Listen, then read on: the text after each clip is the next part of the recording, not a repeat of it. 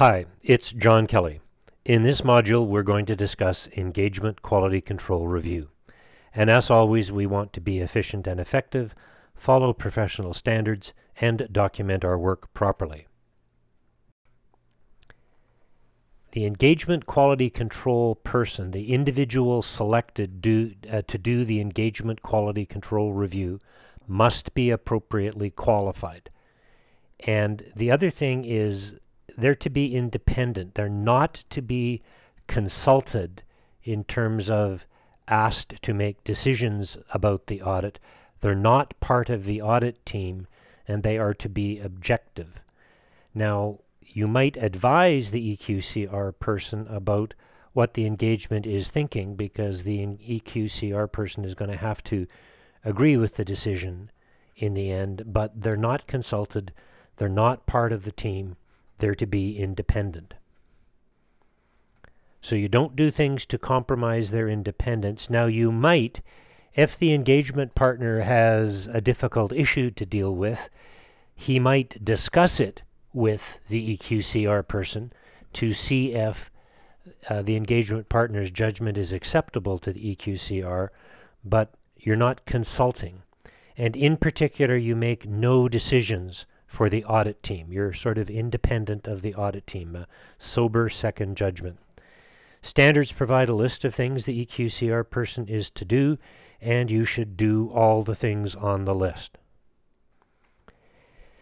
This is sometimes called concurring approval. In the United States, that is required to be called concurring approval. It's something the regulators like. My opinion, the standards mean as much. They sort of require it to be concurring approval. So not a bad idea to call it concurring approval. And that's indeed what it's intended to be, that the EQCR is to take a look sort of over the shoulder of the engagement partner and go, you know, I agree with that too. I approve it as well. Things to document, well, SQC 142 has a number of things. Section 220 has a number of things, and the appendix has a number of things. You make a checklist of those things and make sure the EQCR person goes through each of them. Now, who needs an EQCR? EQCRs are needed for listed or public companies and for other high-risk companies. Now, be careful that you don't decide that your highest risk client is a high-risk client.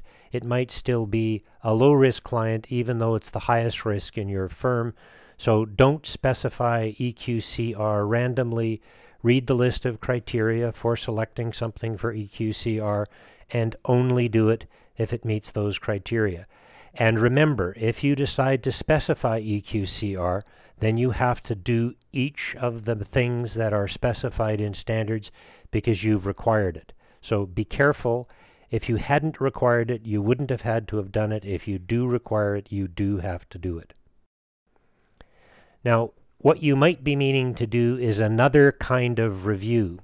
You might decide to do what some people call a technical review, which is have someone do a cold read of the financial statements and see if they can identify, just by looking at the financial statements, any errors. Now, that's a very specific and firm defined thing.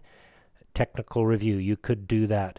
Consultation has many definitions. And you need to be careful with this. There are requirements when you consult, and I think those requirements apply when you say, I have no idea what generally accepted accounting principles requires in this circumstance. I need to consult with someone who will tell me the correct answer. And that's consultation as defined in professional standards. Walking down the hall, sticking your head in somebody's office and saying, can you remind me what the requirements of the related party transaction section are? Or sitting with another person, both with standards open and kind of kicking around what the answer might be, that's probably not consultation as defined by standards. So be careful what you specify. Be careful the nature of the other review you specify. Once you've specified it, make sure that you do whatever is required by that. If your firm has rules for what technical review is, make sure that you follow those rules. and specify what is needed, perhaps not engagement quality control review. So, thanks for listening.